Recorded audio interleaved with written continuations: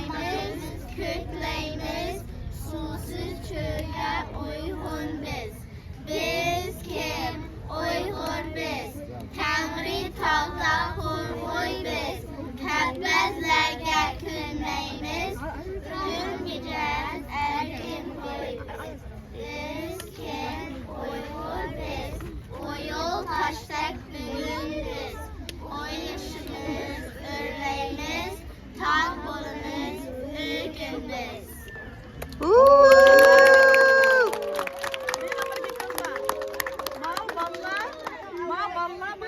Köz kömürü şehrini bıraktı da. Ben bunları takacak kılıp yapayamaydıdan. Aksın kalmış köz kömürü şehrini yatlap desem de $10 vermedi. Boyut kaçırma. Birisi çıkmaya çıkmayın. O köz kömürü şehri şunda tez. Lekin oyulmayın altı yatıp yaptı. Ne mi yapalım?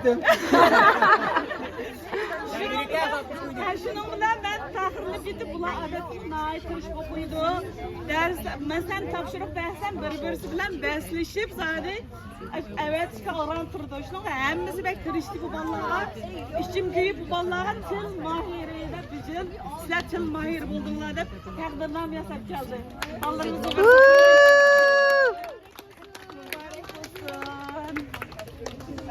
Xatira.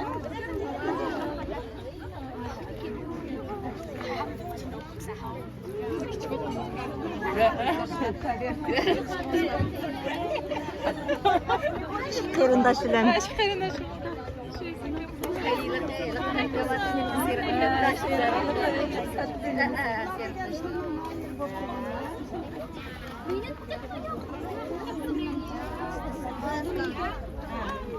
We go, I think.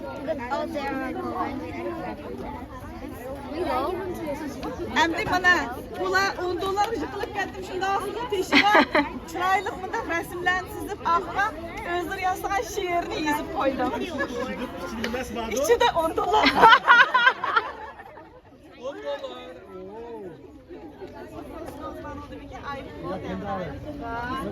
Resmi de kıstamam.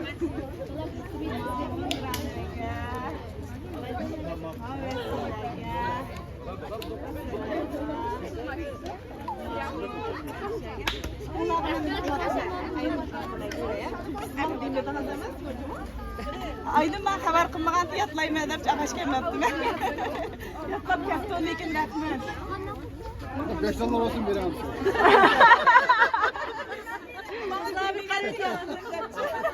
Kimga yetmabdi?